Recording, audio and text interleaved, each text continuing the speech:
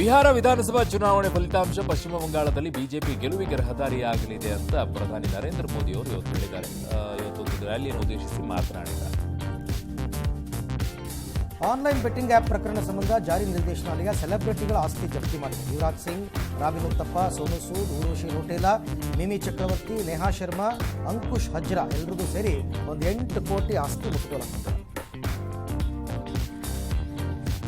ತೋಷ್ಖಾನಾ ಭ್ರಷ್ಟಾಚಾರ ಪ್ರಕರಣದಲ್ಲಿ ಪಾಕಿಸ್ತಾನದ ಮಾಜಿ ಪ್ರಧಾನಿ ಇಮ್ರಾನ್ ಖಾನ್ ಹಾಗೂ ಪತ್ನಿ ಬುಷ್ರಾ ಬೀಬಿಗೆ 17 ವರ್ಷಗಳ ಜೈಲು ಶಿಕ್ಷೆ ವಿಧಿಸಿ ಪಾಕ್ ವಿಶೇಷ ನ್ಯಾಯಾಲಯ ಆದೇಶವನ್ನು ಹೊರಡಿಸಿದೆ. ಅದೇನು ಮಾಟ ಮಂತ್ರ ಮಾಡಿಸ್ತಾ ಇದ್ರಂತಲೇ ಮಾಡಿಸ್ತಿಲ್ಲ.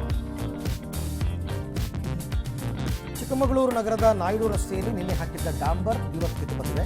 ಲೋಕೋಪಯೋಗಿ ಇಲಾಖೆಯಿಂದ ಕಾಮಗಾರಿ ನಡೀತಾ ಇದ್ದು ಕಳಪೆ ಕಾಮಗಾರಿ ವಿರುದ್ಧ ಸ್ಥಳೀಯರು ಆಕ್ರೋಶ ವ್ಯಕ್ತಪಡಿಸಿದ್ದಾರೆ. ಚಿಕ್ಕಮಗಳೂರಿನಲ್ಲಿ ಸರ್ಕಾರದ ಉದ್ದೇಶಿತ ಹೆರಿಟೂರಿಸಂಗೆ ಪರಿಸರ ಪ್ರಿಯರು ಎನ್ಜಿಒ ಸಂಸ್ಥೆ ಹಸಿರು ನ್ಯಾಯಾಧೀಕರಣ ಪೀಠದಿಂದ ತಡೆಯನ್ನು ಕೊಟ್ಟಿದೆ. ಪ್ರವಾಸೋದ್ಯಮ ಇಲಾಖೆ ಜೊತೆಗೂಡಿ ಖಾಸಗಿ ಏವಿಯೇಷನ್ ಹೊಸ ವರ್ಷ ಕ್ರಿಸ್ಮಸ್ ಅಂಗವಾಗಿ ಹೆಲಿಟೂರಿಸಂಗೆ ಆಯೋಜನೆ ಮುಂದಾಗಿತ್ತು. ಬಟ್ ಇದೆಲ್ಲ ಆಗೋದಿಲ್ಲ. ಪರಿಸರ ಸೂಕ್ಷ್ಮ ವಲಯ, ಬಫರ್ ಝೋನ್ ಎಲ್ಲ ಇದೆ. ಹಾಗಾಗಿ ಯಾವುದು ಬೇಡ ಅಂತೇಳಿ ಸ್ಟೇ ಕೊಟ್ಟಿದೆ.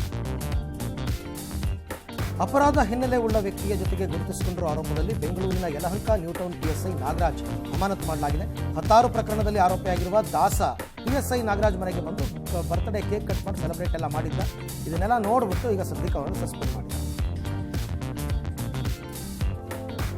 ಚಾಲಕರ ನಿಯಂತ್ರಣ ತಪ್ಪಿ ಬೆಂಗಳೂರಿನಿಂದ ಹೊರನಾಡಿಗೆ ಪ್ರವಾಸಕ್ಕೆ ತೆರಳುತ್ತಾ ಇದ್ದಂಥ ಖಾಸಗಿ ಬಸ್ ಪಲ್ಟಿಯಾಗಿರುವ ಘಟನೆ ಚಿಕ್ಕಮಗಳೂರಿನ ಕಳಸಾ ತಾಲೂಕಿನ ಕಲ್ಮಕ್ಕಿ ಕಚ್ಚಿಗಾನೆ ಬಳಿ ಆಗಿರುವಂಥದ್ದು.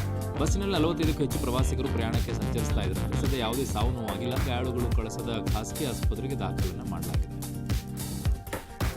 ಹೃದಯಾಘಾತಕ್ಕೆ ಶಿಕ್ಷಕಿ ಸೇರಿ 2 ಸಾವನ್ನಪ್ಪಿರುವ ಘಟನೆ ಹಾಸನ ಜಿಲ್ಲೆಯಲ್ಲಿ ನಡೆದಿದೆ. ಅರಕಲಗೂಡು ತಾಲೂಕಿನ ದೊಡ್ಡಳ್ಳಿ ಗ್ರಾಮದ ಸುಧಾಮಣಿ, ಮತ್ತೊಂದು ಕಡೆ ಹೊಳೆನರಸೀಪುರ ತಾಲೂಕಿನ ಗುಲಗಂಜಿಹಳ್ಳಿ ಗ್ರಾಮದಲ್ಲಿ 35 ವರ್ಷದ ಪರಮೇಶ್ ಹಠಾತ್ ಹೃದಯಾಘಾತಕ್ಕೆ ಬಲಿಯಾಗಿದ್ದಾರೆ.